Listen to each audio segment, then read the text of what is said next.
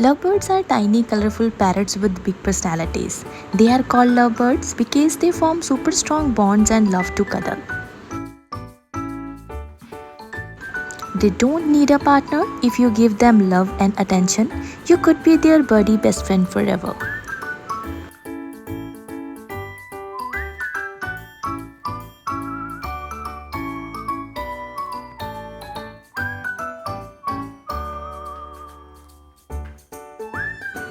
They build nests with paper, tucking it under their wings like tiny construction workers.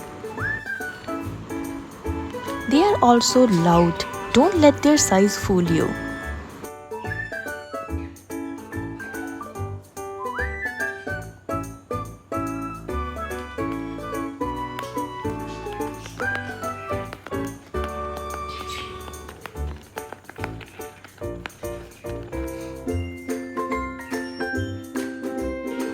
They are little but fierce. Don't be surprised if your lovebird acts like it runs the house.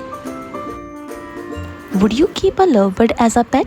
Tell us below and hit like if you love these little floofs.